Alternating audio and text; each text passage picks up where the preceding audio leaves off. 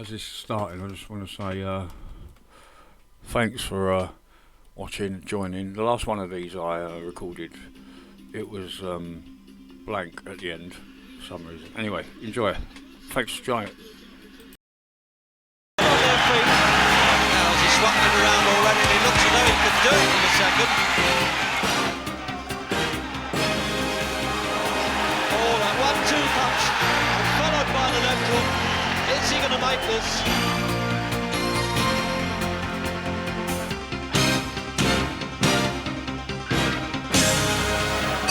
So the opening round then, and for challenger Terry Marsh, the fireman from Basildon, or Tilbury actually, in Essex, and the reigning champion Clinton Mackenzie.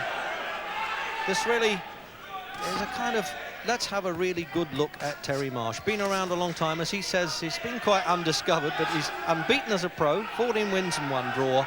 But he's up against experience here, world-ranked Clinton Mackenzie, 39 fights, he's lost only 9 of those.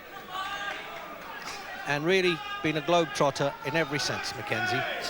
And I'm wondering now how Marsh is going to deal with the southpaw style. There it is, Mackenzie. Fought in America, won and lost there. And beat to Africa, Denmark, Belgium, all over Mackenzie. But at 29, you're just wondering now just how much championship fighting he's got left in him. Well, certainly Terry Marsh has talked a very good fight as he came in, and now he's really got to live up to that a little bit. Schools chess player, won the championship, so let's see if he can really turn this into a thinking boxing match, which is not easy because one punch can change a lot of that.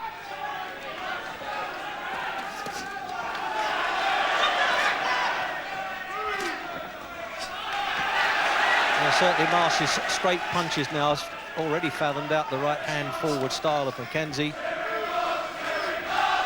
He's caused a lot of upsets in his amateur career. Defeated Joey Frost and was very angry that he wasn't sent to the Moscow Olympics instead of Frost. Defeated Chris Pyatt in the ABAs, and he won 3 ABA championships and appeared in 5 finals. But all those statistics now are really somewhat meaningless, really, because it's all about styles and will on the night, and the man who's fittest and with the will to win, and of course the skill then that comes from both of them.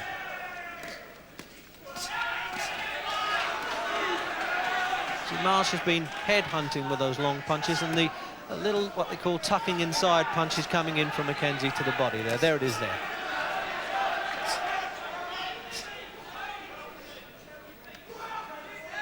Looks as though the pattern set Jim Watt for Mackenzie to do a bit of counter-punching to this fella. He's doing most of the leading, Marsh, isn't he? Yeah, well, I was thinking the fight depended on if Mackenzie could get close to Marsh. Well, he's getting close all right. It hasn't gone to work yet. It's early days in a 12-round fight. But we expect Marsh to do his best work in the early part of the fight and the early part of most of the rounds. But as I say, I don't think Mackenzie's actually gone to work yet. When you think of the difference in pro rounds at these fellows, Marsh has had 108 and Mackenzie 313 pro rounds. And is a bit of a record chaser because he's equalled the British title fights now of most British boxers, with the one exception of Henry Cooper, who's now had 10. This is his 8th championship fight. And it's really warmed up right at the start, and tremendous atmosphere here at Shoreditch.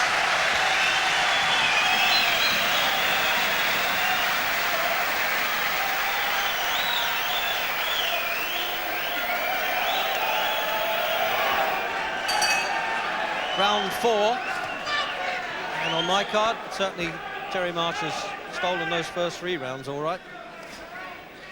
He just hasn't allowed Mackenzie to trap him. Used the ring well, as they say. Perimeter of it most of the time. There it is there, you see, look.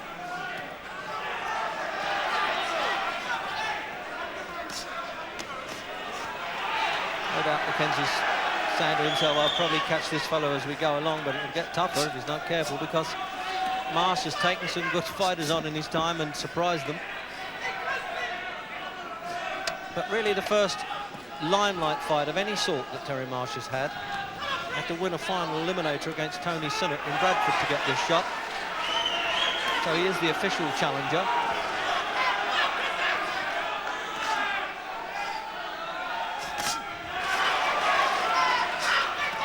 It just started to unload a bit more, Mackenzie, but he's having to take them as he goes in, Jim. Yeah, he's taken them all the time. He's certainly lost the first 3 rounds, but I think this is what he expected, and he's quite prepared to do that. As we know, Clinton can do things the hard way when it's needed. But he's just trying to keep Marsh under constant pressure and hope he can burn him out, I suppose.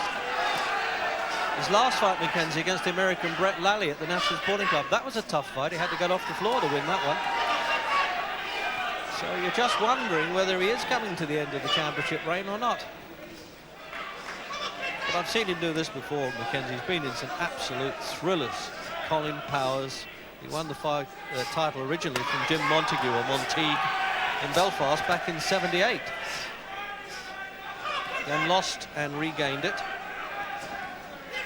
And as I say, this is his 8th British Championship fight, and he already owns a Lonsdale belt outright.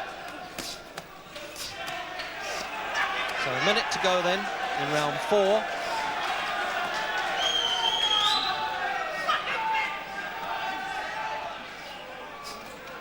And when the match was made, I always felt it would be an intriguing contest, and it's turning out that way. It's just the question now, Jim, whether Marsh can really keep the pace up. Yeah, well, he's certainly boxing well. He's never been distressed at any time in the fight at all. He seems quite happy with the way the fight is going, just to keep moving back and try to pin Mackenzie on the end of the jab. I think it's going to be down to be a case of does they have the strength and the stamina to keep this going for 12 rounds. Well, it gets a bit easier, I imagine, Jim, when you are landing the punches and not taking them so much. You feel he can stay the course. Yeah, definitely. I think Marsh is looking pretty happy. As I say, he's not distressed at all. His punch variety is good, and he must know himself he's winning the rounds. The rounds are becoming a bit more difficult for him, but he's still managing to steal them from Amman.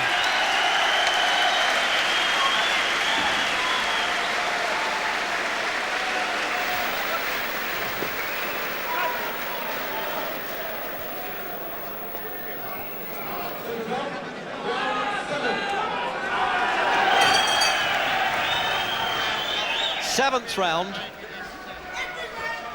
and what a hard championship fight it's been.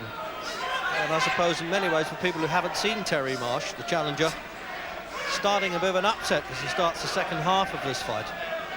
And for a great deal of it, Clinton Mackenzie really been chasing rainbows a bit. He's been trying to wear the challenger down, as Jim Watt has said, but he hasn't always had too much success and really can't reach his chin too much.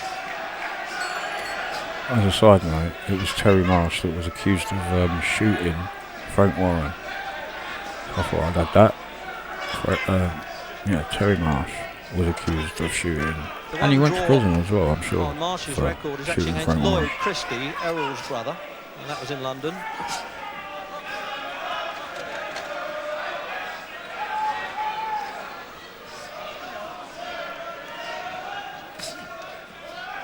Pattern's been absolutely the same from the start as we're into the 7th, really, with Mackenzie always trying to chase Marsh, and Marsh very cleverly picking him off. Mackenzie getting some success, but simply not enough. The volume of punches definitely have been coming from Marsh.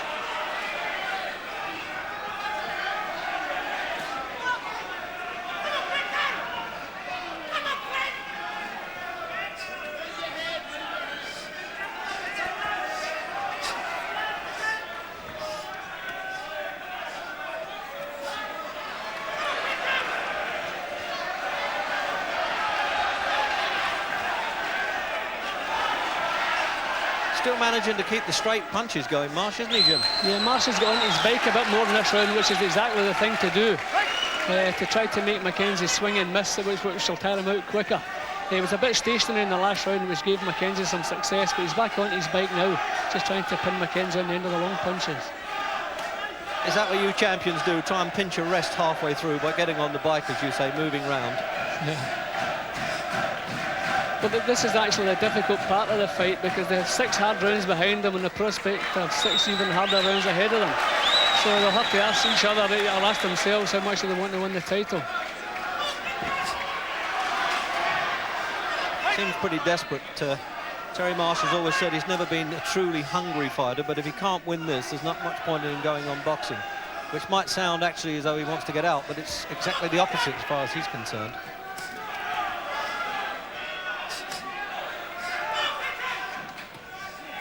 but Mackenzie's always been a tremendous competitor, proved it right from the ABA's Olympics and through to these championships. He fought a world champion, Bruce Curry, and lost to him in Las Vegas. Champions at this weight, by the way, are Gene Hatcher from Texas and Bill Costello, both Americans.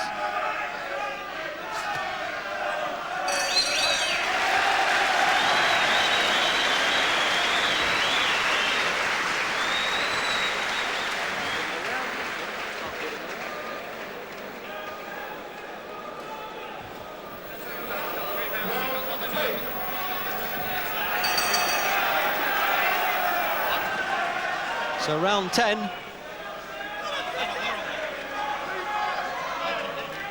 And the southpaw advance of the champion Mackenzie goes on. And this really solid piece of boxing coming from Terry Marsh.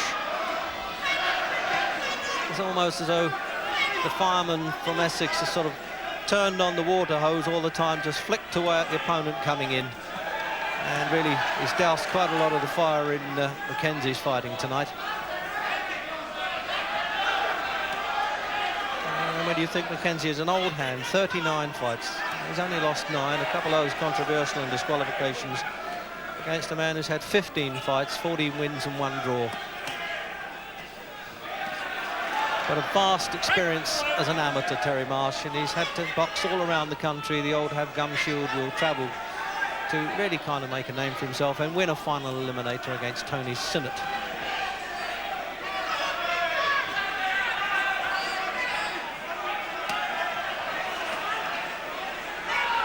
Couple of family men here trying to be the breadwinners here and take home to the wife and kid. Remember, they're boxing for £17,800, shared 60-40 champion and challenger, but if Marsh can come up with it, it'll be his turn next time up.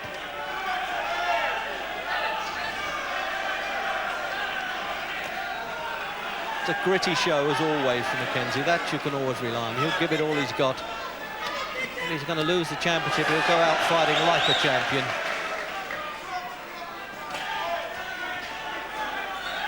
Well, Jim, has he really got any chance of just pulling that out now? I doubt very much that he can find the blow. I really don't think so. We've never seen anything to suggest that he has the power to knock Marsh out. It's possible, but there's been nothing to suggest it. And I think Marsh realises all he has to do now is keep out of trouble, keep pecking away, let the fight go the distance and pick the title up in points. I tell you this, Jim, he must have done a lot of road work and exercises to keep in good shape. He's always been on the move, always flexible. Yeah, that was the one doubt I had, how a contest at this level, how it would suit him, how his stamina would be, but no question at all. The kid's in terrific shape.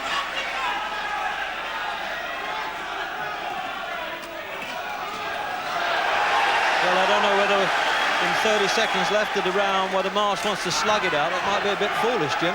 Well, Marsh has made more mistakes in this round than he has in the whole fight up till now, so if he's going to change his mind and change his approach, he could run into trouble.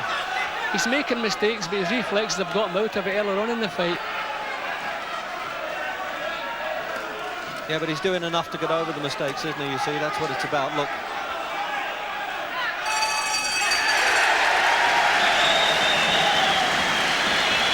And a little wink to the fans as Terry Marsh went back to the corner there.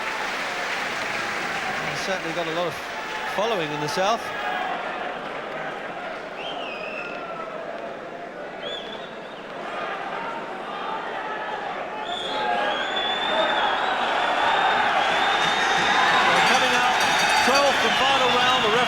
Reminding the boxers to touch gloves, having been to the corners, to say don't forget this is the last round, and just checking on Mackenzie's left eye cut. And it's been an incredible exhibition by, let's face it, the virtual unknown, Terry Marsh from Essex, Terry who perhaps in the rest of the country, and Clint Mackenzie, the old pro, really has had a struggle to hang on to the light welterweight championship here. Jim, what my concern really for Marsh's tactics in the last few rounds, getting caught with that smudge of blood around Marsh's left eye, may have come from Mackenzie, or is he cut, Jim?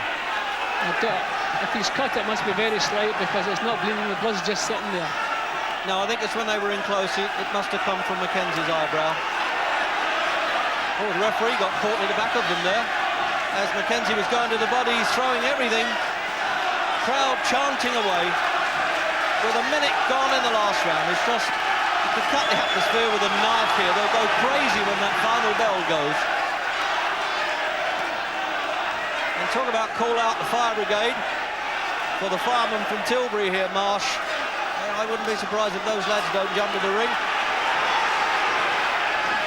What a sensational finish. It's been a good, hard and clean fight all the way through.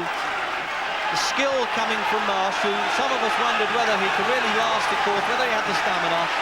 He's flagged a little bit in the last 2 rounds, and Mackenzie is really pulling everything up that he can to try and get it out, but always also running into trouble. That's the problem. The style of Marsh has been against Mackenzie's type of fighting.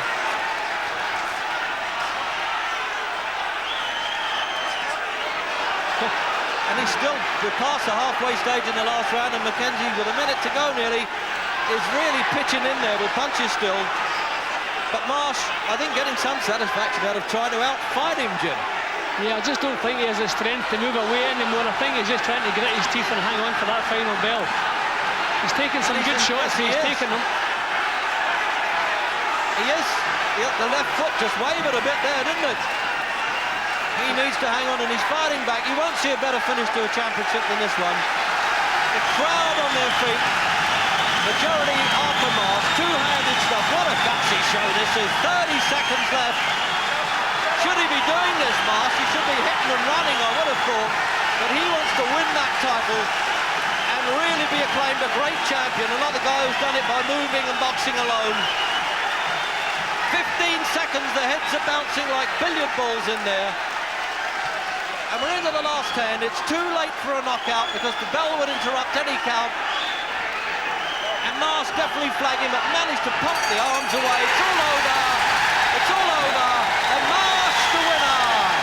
And the place gone absolutely crazy.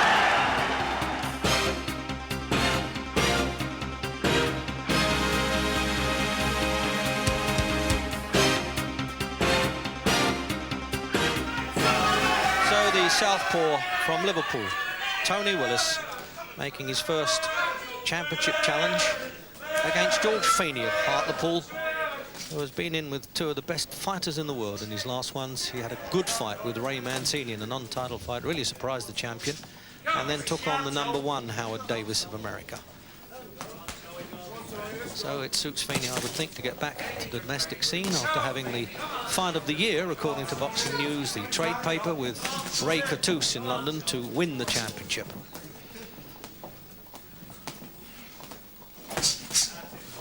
Willis got quite a supporters club. He's now living in Birmingham, and the Lynch brothers who manage him have brought quite a crowd to London. So we've got a Liverpudlian with a Birmingham support, not too far from Euston Station.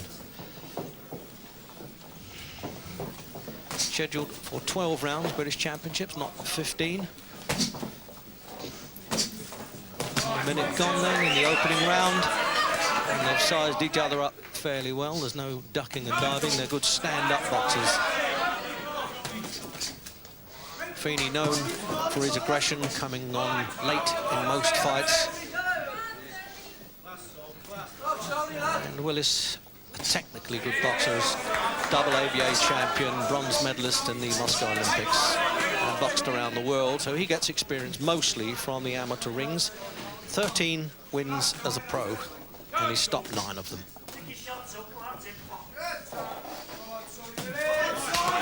Oh, what a left hook! The start there, that's very unusual, not only to see Tony Willis down, but he could be counted out, can he not? He looks in a bad condition. The referee's let it go on there. There was 2 solid punches from the champion, and he's going to stop this in the opening round. What a win for George Feeney this is. The odds were on Willis, according to the expert, but it was Feeney who came up with the punches. But Willis there protesting that he really was in trouble. He cannot deny that the referee gave him a chance to get over the punch. It didn't happen, and really a bolt from the blue.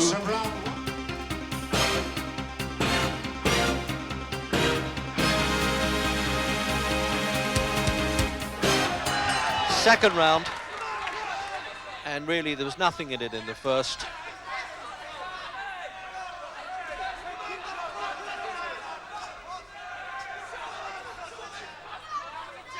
I suppose now that the championship fights have been cut to 12 rounds, in recent years that is, of course, they can afford to go at a slightly faster pace. The old 15 rounds over hard. Oh! Well, certainly Petru won't, with that right hand from Kelly coming in there.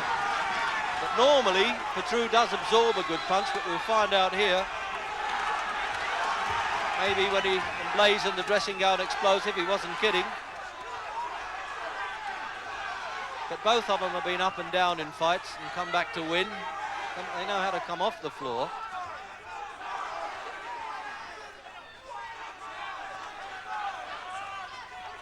Certainly got more control, Jim, hasn't he, Kelly, now? He used to be a bit too wild. Yeah, well, he's a nice tight defence. He's throwing good punches. That right hand should have given him a lot of confidence. He sensed that he badly hurt Petru. But he's taken his time looking for a spot again. He hasn't gone erratic as maybe he would have done last year or so. So what a cool, but Petru's coming back into it again. Anyway, he's got all the guts in the world, Petru. We all thought it would be this way, and they're actually standing, the spectators here, particularly Kelly's spectators, actually standing in the front rows cheering on. What a battle this is. They're not going to baffle each other with science, I suspect, but I tell you what, it's an old-fashioned get-stuck-in one. Referee from the south then, Roland Dakin.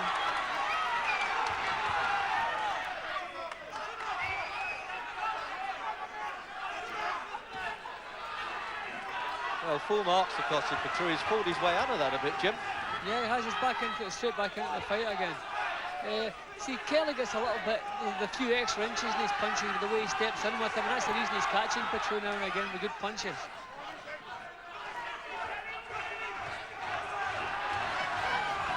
So now Petru's supporters there are chanting for him, mostly up in the gallery here. Pat Caldell, the super featherweight champion, is here to support him, one of his stablemates.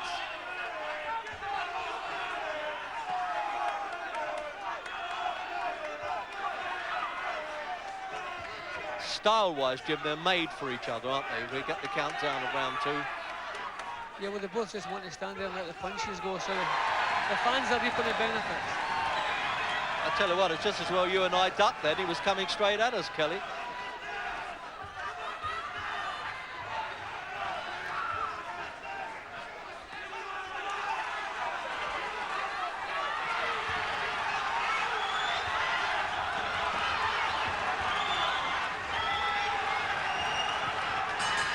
Oh, what a battle towards the end of the round there. There's Costas Petru with the Lynch brothers in the corner there. Comes out of the Birmingham Gymnasium. Round 4 of the scheduled 12 rounds championship fight. Originally, Colin Jones gave up the British Championship to concentrate on European and then World. And now Lloyd Hannigan from London has done that. He's won the European. And both of these are now saying we've got a good shot of being nominated to fight Hannigan for the European Championship. So there's quite a bit at stake.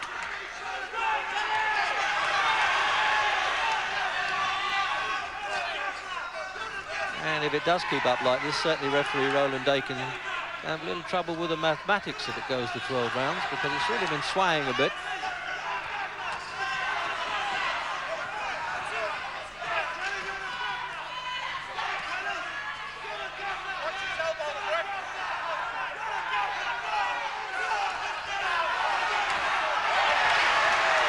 Fighting with his face just a bit too much there, Kelly, and Petru knew it.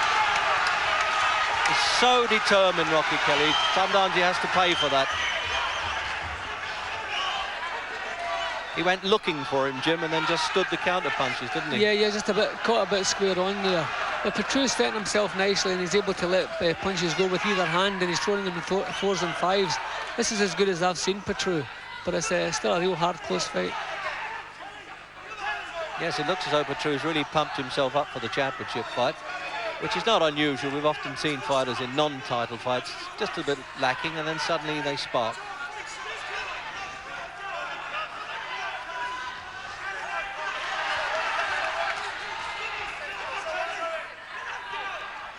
Definitely a survival of the fittest job at the moment, Jim.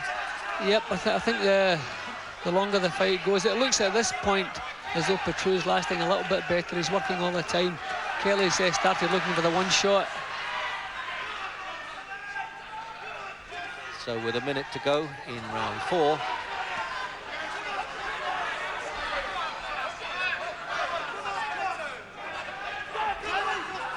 Actually, Petru lost a decision early in his career to the ex-champion, or the now European champion, Lloyd Hannigan. But he's come on a lot since then. And that's without detracting from Hannigan's victory at the time, but certainly Petru, and in fact Hannigan has come on a lot too, of course, winning the European. What a good slog. What a good slog. As I said, they're not going to baffle each other with science, these two, but they're going to give value for money.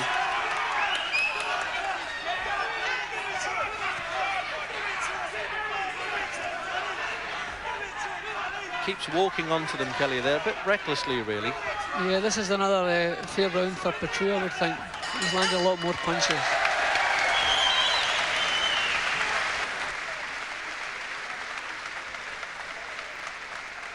Well, he wouldn't mind celebrating his 26th birthday next week as the new British welterweight champion, would he?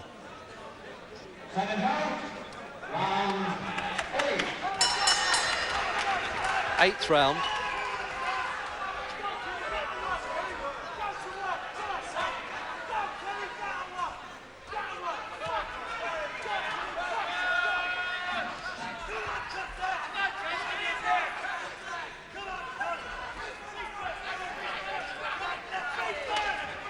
Not an easy fight to read, Jim, is it? Petru does a lot of eye-catching stuff. Kelly does some strong-looking punches.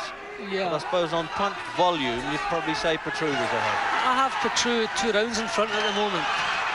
He's never been any more than 2 rounds. I had him 2 rounds and then Kelly trimmed it back a bit, but I have him 2 rounds in front at the moment.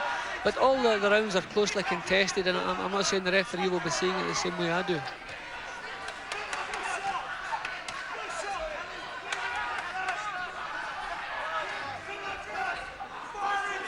Well, we said at the start that Petru enjoys these wars of attrition. The old tank rolls on, and he's still going strong. He overcame the rush start by Rocky.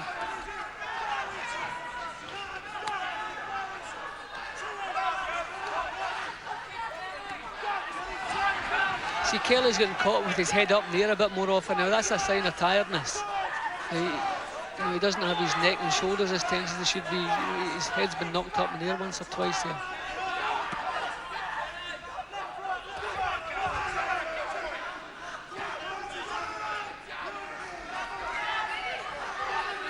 Well, you won't see fights with more honest endeavour than this in a championship fight, Jim.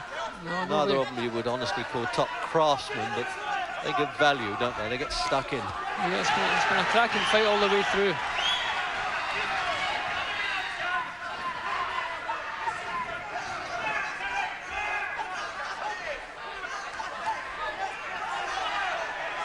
Minute to go in the 8th.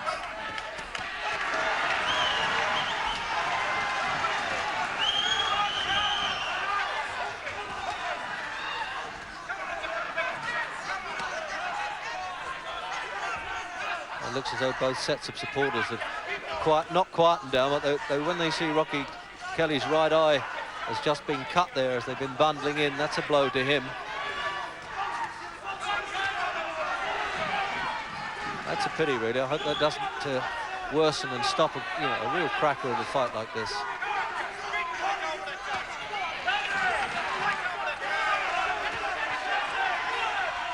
And not that Petru needs spurring on by any chance, but I suppose he really feels he's got the other man a little bit on the hook when he draws blood like that.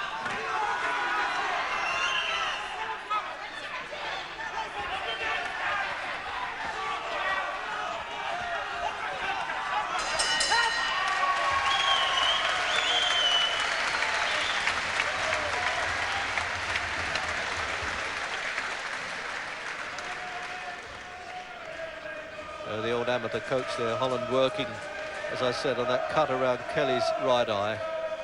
And a little nick on the left eye, Jim. Into the 9th round.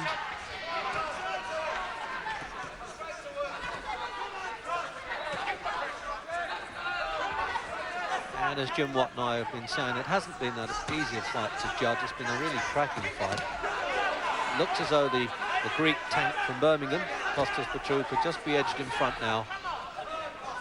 And Kelly with cuts around the eyes there, a little bit under fire, but he's always strong until the last. I've seen him several times pull a fight well out of the fire when you thought he was lost. They're certainly having trouble now just trying to staunch the flow of that cut because it's reopened again.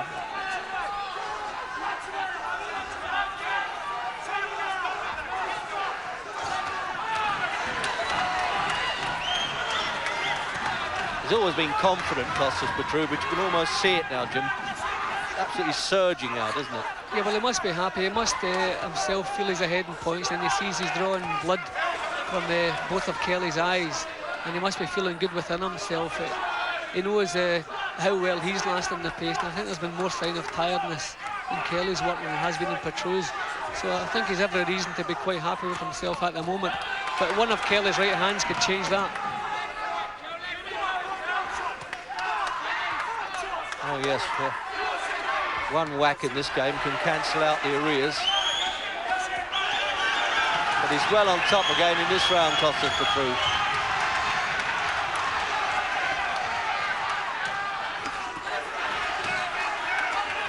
Oh, 3 on the turn, left hooks, and he looked as though he was going, but managed to pull himself together. But I'm wondering if he can hold out now in this round. About a minute left, and Petrou senses it. He's willing to spit his gum shield out. He's got it hanging out of his mouth, but he's battling away there, Kostas Petrou. And Dakin's going to dive in the 9th round. And the Greek tank from Birmingham really switched it on when it mattered. Full steam ahead in the 9th, and he simply wore Kelly down. Had him cut up, and it was quite a good finish there. He made up his mind he wasn't going to let the guy off the hook.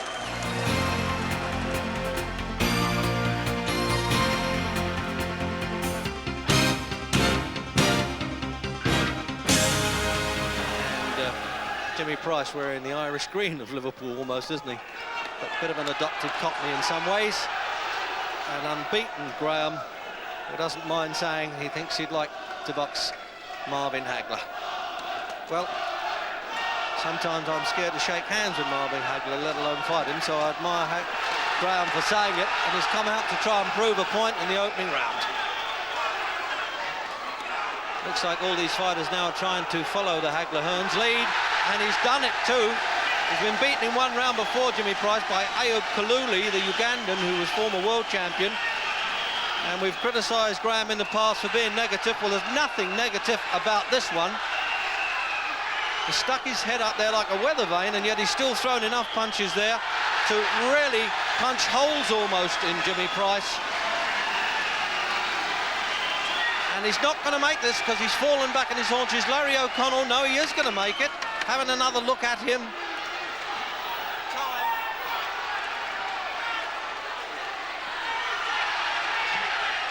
Oh, he's done him with another right hand, Jim. It looks as though another Hagler go, but it's going to be over in the 1st round. We knew that he was a hot favourite to win this round halfway through this fight, I mean, Harold Graham, and he's done it.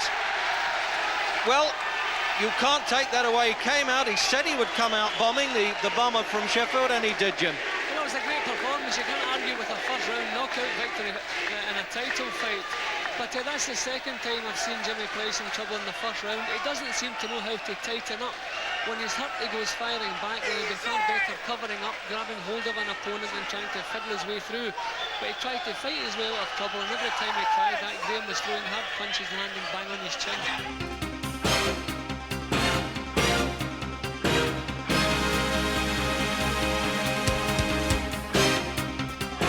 And the crowd really on Najib Dahu's side here. He's really an adopted Mancunian. And I think the last native Manchester lad to win the championship was Frank Johnson back in '55 against Joe Lucy. Oh, I remember it well.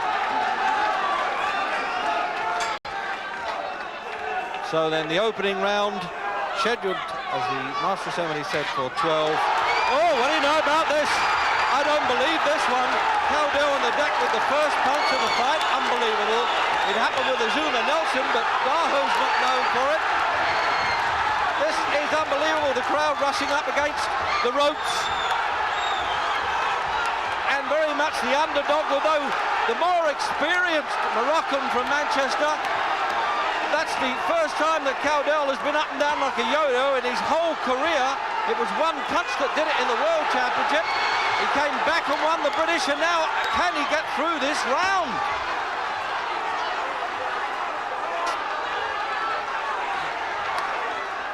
He's really shoving him a bit.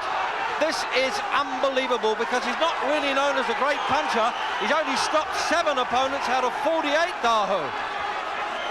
Have you ever seen a start like this, Jim, with Cowdell of all people? Reg, I don't know how Cowdell is managing to stay upright. These punches are bang on target. There goes another one, bang on to the chin. But there's nothing wrong with Cowdell's chin if he can take these punches. But I don't see how we can get through this round. He's getting his thinking back together again. He's trying to get his jab working. His concentration is coming back slightly, but he's in terrible trouble.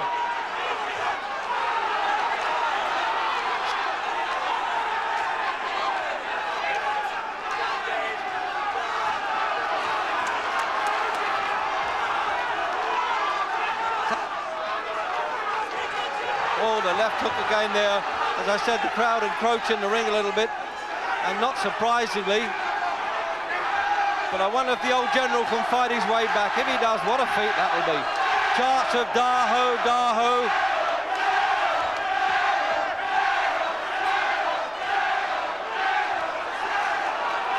What a fight back now by the champion. Unbelievable this. I've been watching Cowdell since his amateur bantamweight days, and apart from the one punch with the Zuma Nelson, he's never been in trouble like this before.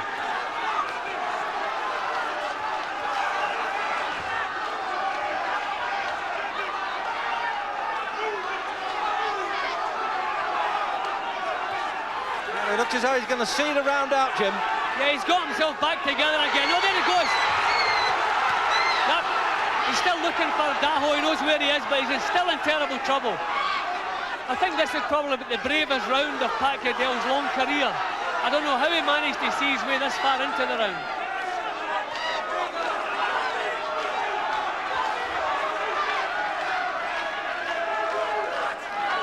It must seem like eternity now to Cowdell. This is the longest 3 minutes he's ever been in. Oh, and it looks as though he's going to get counted out, even as the bell came to the rescue. The crowd have invaded the ring. This should not be happening. They cannot crown the champion. They're trying to throw him out now. I don't know what's going to happen here, because if the bell had gone, the referee has every right to say that this ring has been unfairly invaded. No, he hasn't. He's actually stopped the fight. And here's how it happened then. Let's have another look at this, Jim. This is the last knockdown. He'd been up and down a bit by then, of course, Cowdell.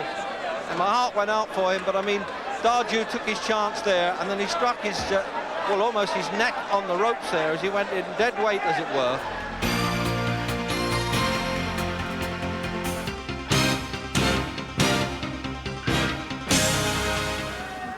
Well, he certainly looks better at the middleweight limit already before he's thrown a punch, really, Simpson, because when he fought Andrews, he came in at 12 stone 4, which was a bit of a phony weight for him, and was beaten in the 9th round at the light heavyweight. Good right-hand puncher, Brian Anderson has proved.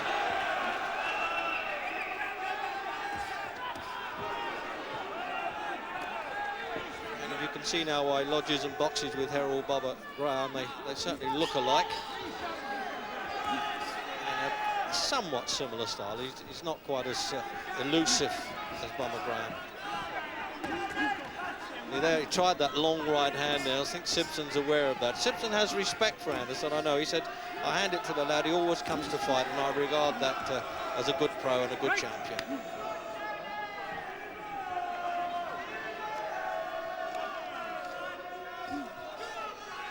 So after a year out, Jim Watt, there's no doubt about now that Simpson's really got to get his mind right. He's obviously got his body right for this one. Yeah, well, they've both been pretty inactive over the last year. I think it's the first few rounds that are the important stage in this contest. Sybil, by far, has the greater experience and greater power. He must look to use those advantages. And here we go already, it's full power into those left hooks. But Anderson doesn't look to be in the least intimidated. He's standing his ground too. It's looking as though we're in for a cracker. Yes, he's switching those. He's jabbed well a few times there, Simpson, then turned it into a hook. But as Jim says, Anderson didn't appear to flinch anyway. But remember that Simpson's fought in much higher class over the years.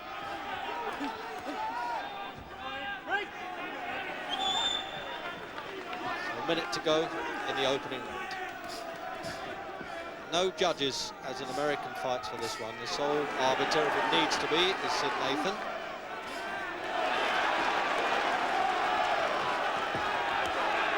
Oh, he's as sharp as I've seen him for a long time, Simpson, and he's unloading early on too to try and let the champion know who's boss. When I say champion, the British champion, because as I said before, Commonwealth title still belongs to Simpson. Anderson is far too reckless at this point. Anderson is trying to blast back when he should be covering up and try and wait till some of the sting is out of Simpson's punches. He's taken too many chances.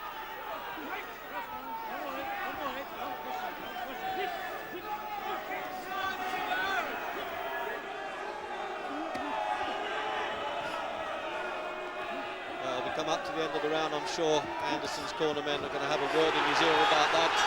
But then Simpson takes some stopping, and they've hardly heard the bell there.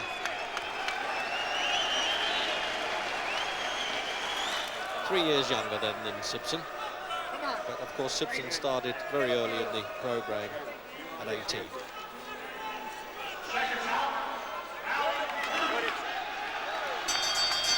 Round two, and a good opening round then for the challenger, in this case Simpson. And as he's been saying, I want that Lonsdale belt for keeps, because he's had so many championship fights, in fact 30 involving titles over the years, that he certainly deserves to take one home, but Anderson's going to try and at least deprive him of that.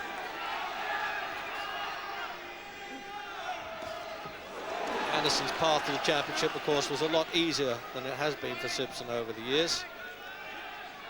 But he's had some good away wins. He won in Australia. He knocked out Gratian Tonner in one round, who was a world contender and a European champion.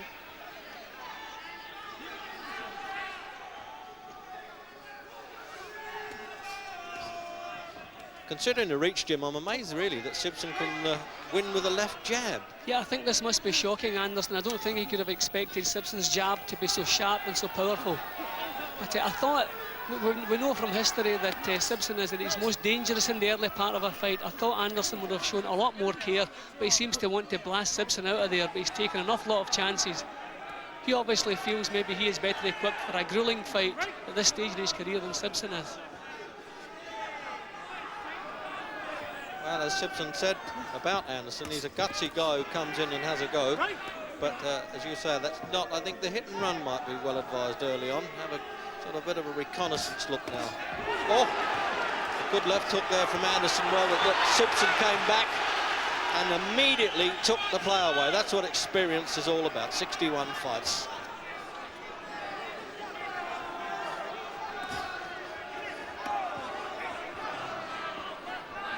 I don't feel Anderson should back off, but I do feel he should tighten up his defence a little bit. He's doing the right thing in trying to claim the centre of the ring, but he should tighten up his defence a little bit.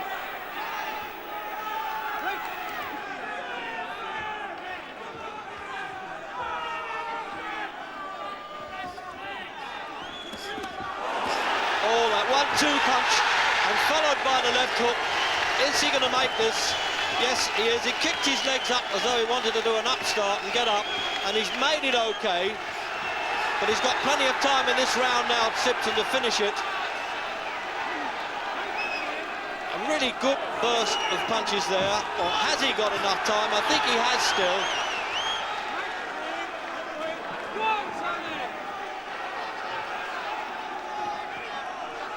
Now he needs to try and get away or hang if he can to see this round out, Anderson. And if he does go down as he does there, the bell will not interrupt a count. But no, he's pulled him up right away, Nathan. And he's done it. He's managed to survive the round. But that puts Simpson obviously now well ahead. An early start and a good lead. Paddy Byrne now on the green there working with Ingle, and this is when seconds have got to be worth their money trying to pull this fellow together.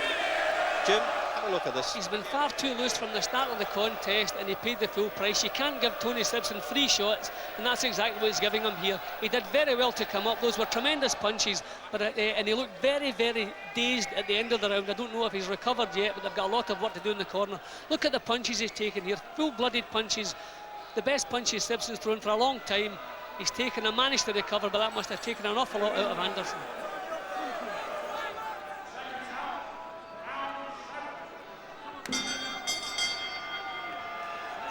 Okay, then into round 7.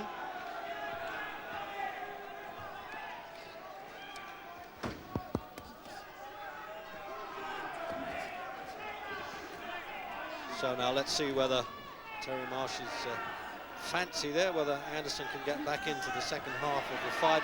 He's got a lot to make up. I don't know that I would question Simpson's fitness that much. I just think being inactive, but then again, so is Anderson. But it's injury inactive that bothered Simpson more.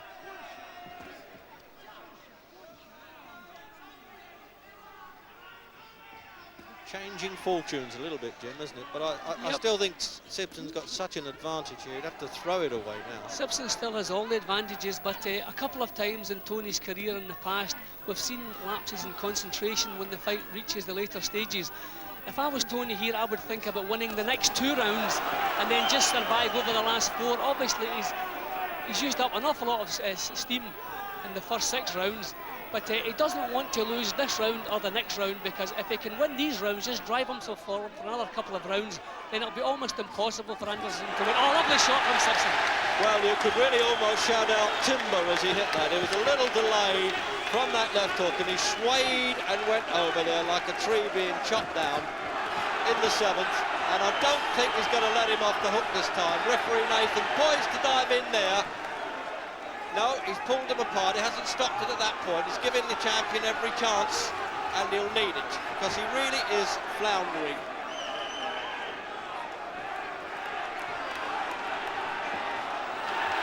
There it is, all over in the 7th. Rolls over, gets up, and then realises that he's blown the British Championship.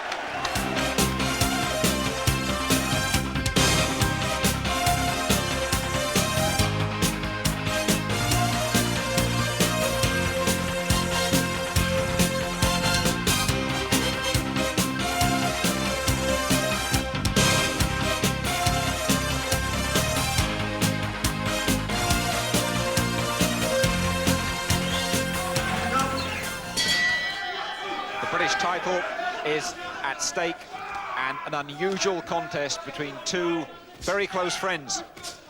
Tony Wilson making his first defence, originally from Wolverhampton, now from West Ham. That explains his striped trunks, the Wolves colours down the back, gold and black, and the Hammers colours down the front.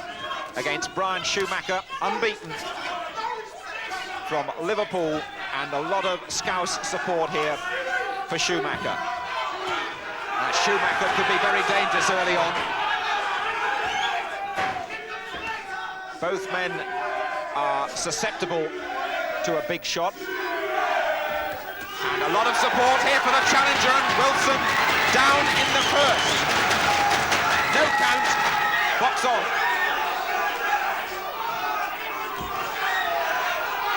And Schumacher must feel he's got him going in the first round. The Wilson corner knew he was going to be dangerous early on, the challenger. And what a dramatic start to this British title fight, with the champion visiting the canvas in the first seconds. Alan Minter, what do you make of it? Well, it's a lovely punch, just clipped the chin. There was no count, by the way. So whether it was a stumble or not, we jump to know. These fighters are 2 good class boxers. They're boxing for the championship, so we're in for a big fight tonight. I would have to put that down in my book as a definite punch. And another big one coming in, this time from Wilson. And I thought they were going to come on our laps for a moment. They staggered across the ring, both of them. And we're in the first round. Wilson's jab is rated one of the best in the business, and he's trying to get it going now. And there's bedlam around me in this hall. A minute to go. And another good shot from Schumacher. The right hand over the top. And that one landed as well. Oh, what a start. And Wilson, who had a bitter scrap with Blaine Logston to win the title, is now very much in a scrap to hang on to it. And coming back with a couple of short left hands too. This is one of the best starts I've ever seen in any British Championship fight. Normally they fiddle around, but these two men mean big business. And Schumacher trying to get lucky with that left hook again. Well, we've seen more drama in this opening round than you often get in 12. All action stuff. Both men have been hit and hurt, and both must still fancy their chances. And just a slight clip on the break from Wilson, and Jimmy Tibbs can't get him down quick enough. Tony Wilson then, just one defeat on his record. 12 wins out of 13, 11 inside the distance. A wicked hitter, but always vulnerable. And this is when Wilson went for the first time. Long right. And, well, Alan, I stand by my opinion. It was the punches that put him down.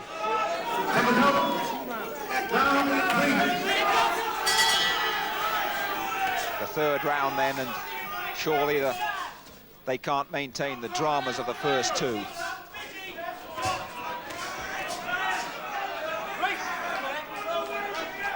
But I think Jimmy Tibbs wanted, if I managed to hear him through all the noise, he just wanted Wilson to tighten himself up a bit more, to put the pressure on the lighter man, and to fight his own kind of pressurized fight that he's so good at.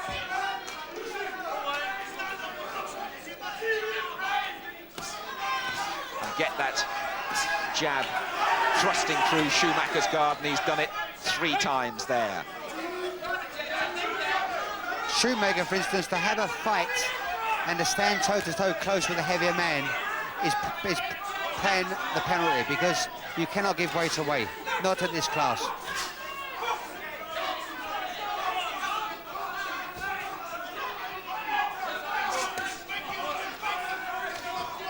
Wilson looking for those body shots.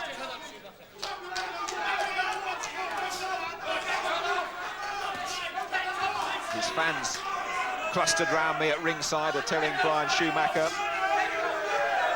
to box him.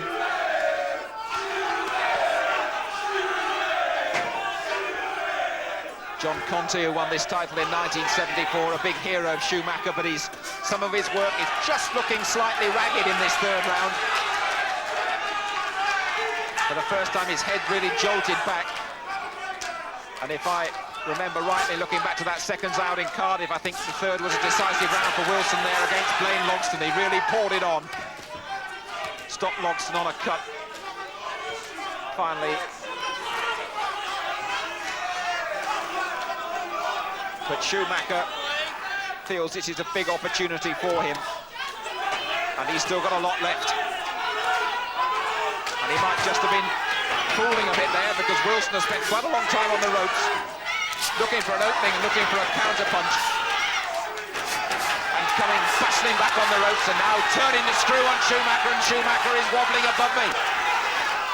And Wilson has him in big trouble. And this infighting is suiting Tony Wilson, the champion, down to the ground. Alan. I'm just looking at Tony Wilson. He's got a slight cut on the left eye, which is going to play into Schumacher's hands. We'll take a check on that when this action comes to a halt in round about 10 seconds' time. But that was a great piece of action, really, from Tony Wilson, who spent a lot of time on the ropes and then swung it round to his advantage. He's sparred a lot of rounds in preparation for this first defence of his title. And let's just have a look. He is a bit marked up around that eye, and you're absolutely right, Alan. He has picked up a cut in the third round over that left eye. Second out. Around 6. Time is on your side. That was the message from Jimmy Tibbs, shouted to Tony Wilson as he comes out for this 6th round, and showing every sign that he is going to dominate it like a champion. Schumacher, his feet are a little bit flat over at the end of those finished-looking legs compared to Wilson, and this fight is getting harder and harder for him. Just wait to see how the damage that he picked up at the end of the 5th is going to stand up. But the forecast that we made early on, that the longer it goes, the more it'll favour the champion, are looking spot on at the moment, but you never can tell, because Schumacher has always got something of a puncher's chance. And he's got a good boxing brain on him too. Seen it all as an amateur.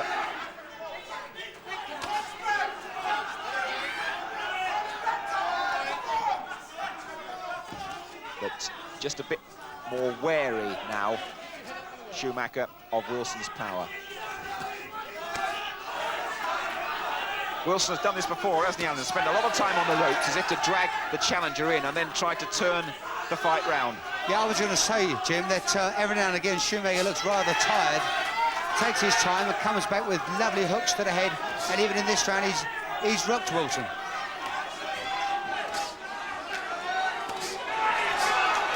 Three left hooks, 4 from Wilson, 5 have gone in there. And goodness me, that's right above us, and I think that's going to be it. Oh, it is. Sid Nathan has stopped it, and absolutely right to do so. There were half a dozen left hooks that went in from Wilson, who has retained his title. They were great shots right above us, and the referee had to step in and save the brave man Schumacher from further punishment.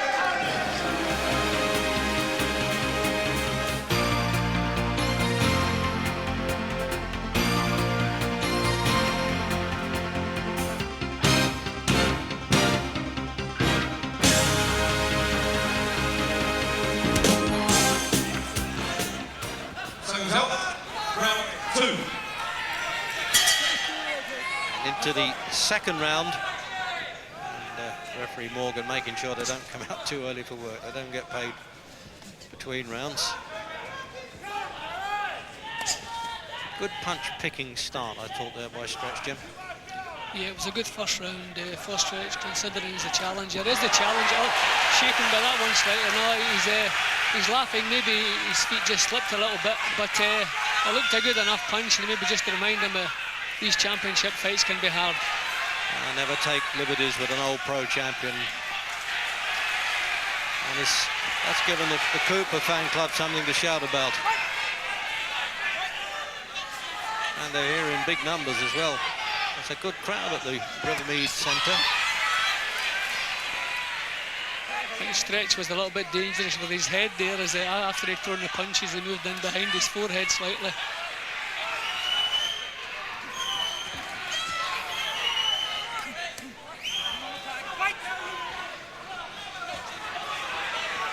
We've seen Gary Cooper, Jim, in previous fights, his marathon slogs that he has. He seems to revel in them, doesn't he, with Jimmy Cable. Well, he's used to that kind of fight, and he's more suited to that kind of fight than Stretch is. And that was a good right-hand punch, and since the punch landed, Stretch's nose has been pouring blood, so it really was a solid smack. Oh, good punch from Stretch. And so was that, and he did well to get up from that. There's no standing 8 count or mandatory in British rules. Now, as he swapped it around already, and he looks as though he could do it in the 2nd. Well, a minute to go in the 2nd now.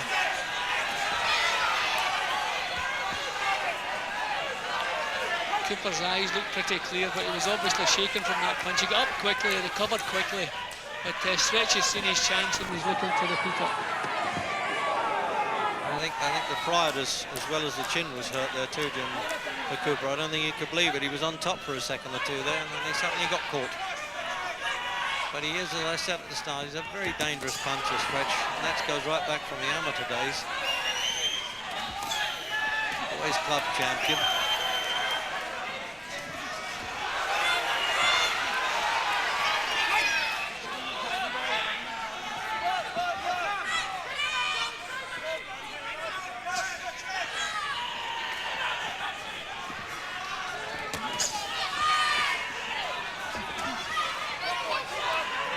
to try and force Cooper to drop the guard, but that's unlikely with an old campaigner. Some of those punches to Stretch land on Cooper's gloves as well as his chin, but those that are getting through look painful enough. And just as well he pulled that one back.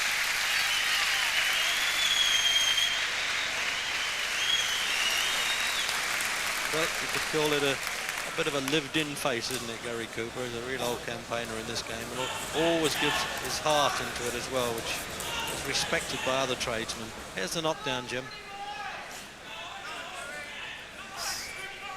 Yeah, that's a good little punch, good little right hand, bang on target. Cooper recovered very quickly, but nevertheless, it was a good little right hook.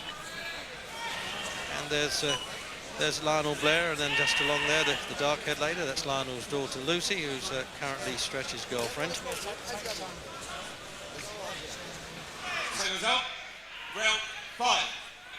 Into the 5th round then of the Schedule 12 for the British Light Middleweight Championship, with the dark-trunked Gary Cooper defending his championship against Gary Stretch from St Helens, and now domiciled and working spare time in London as the model.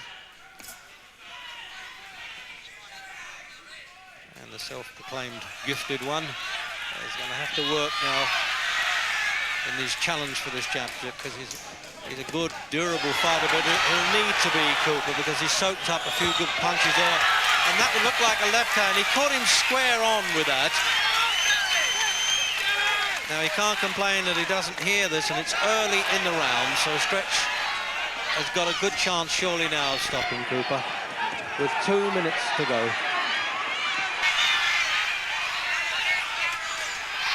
He's got to be sure he doesn't go in too recklessly and catch your head and get cut.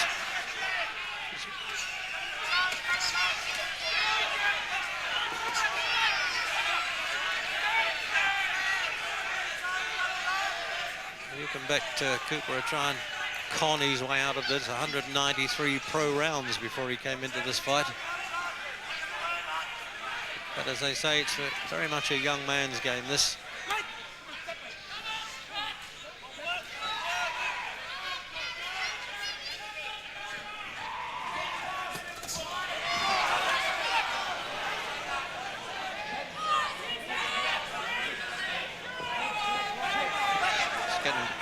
Blackened around the left eye of the champion, Jim, isn't he? Yeah, that was the best fight, the best punch of the fight so far from Stretch. A cracking punch, and the damage was done a few seconds actually before Cooper went over. But that punch was a beauty, and Stretch is keeping nice and cool and calm. Still a little bit dangerous with his head inside. He pushes his forehead after he throws the punches, but he's kept himself nice and cool, nice and calm, and he's looking for a second chance at Cooper now. Yes, referee Morgan just mentioned it to him as he moved in with them.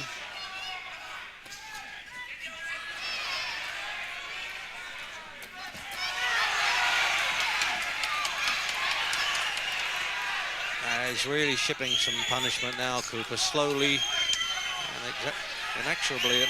Night's work being punched out now by Stretch.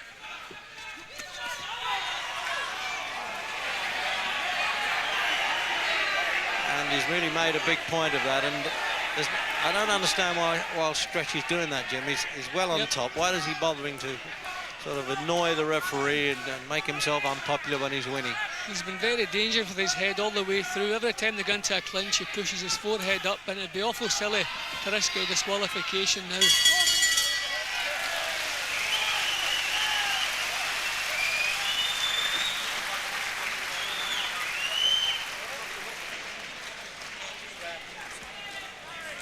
Well, there it is, as you say, the experience now, but I'm afraid 198 rounds at this stage is not helping Cooper at all.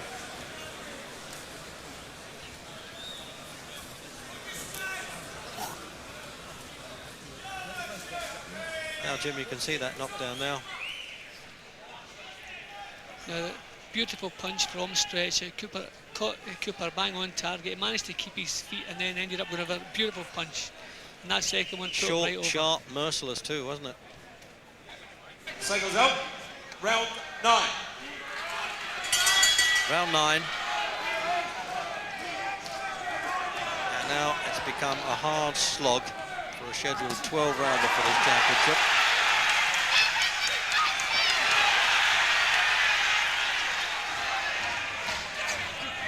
Well, Cooper was throwing his arms in the air at the end of the previous round, so maybe the fight has reached the stage he's been looking forward to, and maybe he intends now going to work. We'll see who has the most steam left. Is it Cooper or will it be Stretch?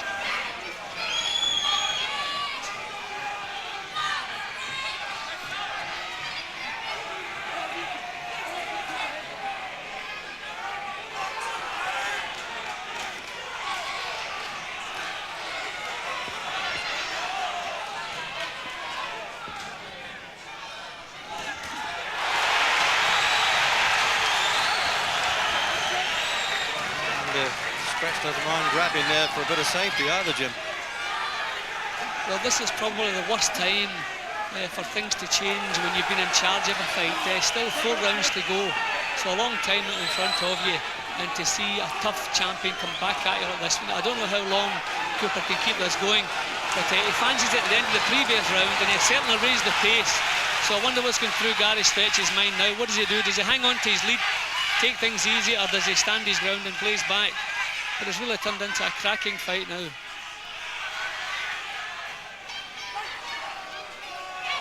Well, it took them a long time when the board ordered this match to get them together, various postponements. But it's been worth it. It was always bound to be a hard slog. There was a time when Stretch looked as though he was going to be in total command, but he's lost a bit of that.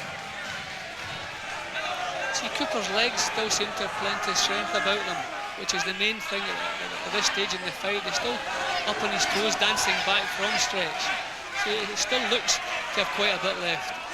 Yeah, he's a bit of a red rum of the ring, isn't he, Cooper?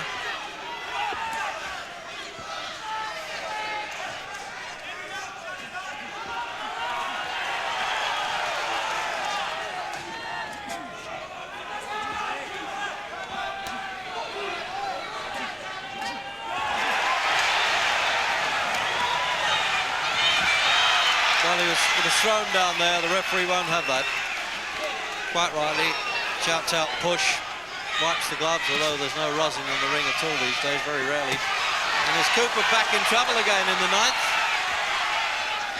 We've seen it before and he's come back. Can he do it again?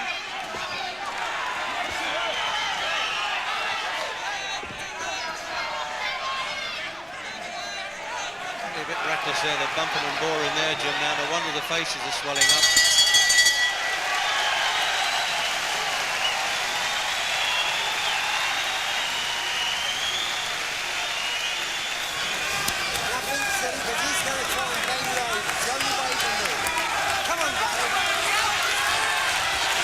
Seconds out, 12th and last round. Well, the old warriors acknowledging each other there. I tell you that they both realise that they've given all and taken it into the last round of this championship.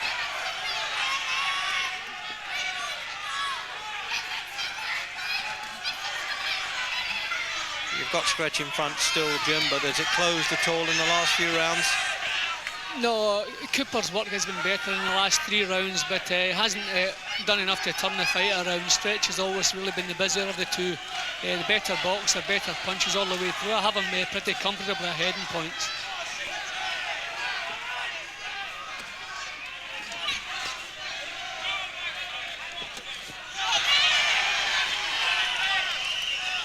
Well, if he had 1 or 2 stamina rocky spells in the 10th and 11th, Jim, I think Stretch has taken a deep breath to come out and give us a last round showing, and well, he stayed well. I like the way Stretch came back in the 11th round. It was a good time to have another good round because Cooper's confidence was growing. He was getting himself back into the fight, but Stretch met him bang in the centre of the ring and started firing back, and he's doing that now.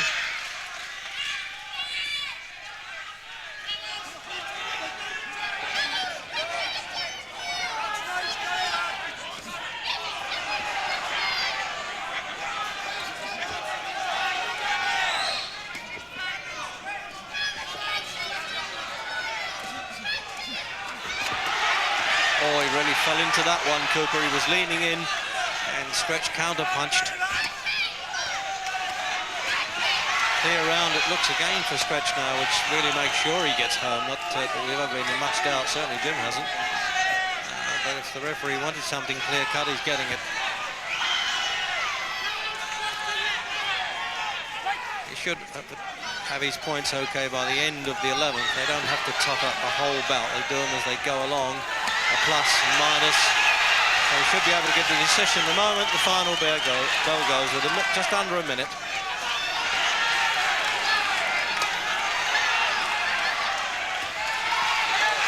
Good, determined finish too by the young challenger. Well, Stretch isn't allowing Cooper to have a final desperate effort of turning the thing round by a knockout victory. He's finishing as he started by dictating the action and forcing Cooper back.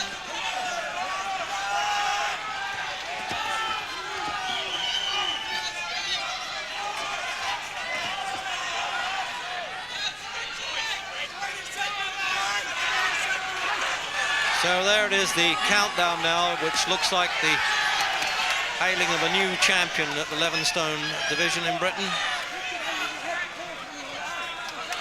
And both boxers there watch their heads in the last dying seconds. And there it is, referee walks away and he's pointing to Stretch, and there it is. And Ernie Fossey gives the old pro, being an ex-pro himself, he knows exactly what Cooper's been through. Here's the Stretch entourage there. And the girlfriend, and Lionel Blair there, the girlfriend bursting into tears, as you would expect. A bit of jeering, but unfairly by presumably the Cooper supporters.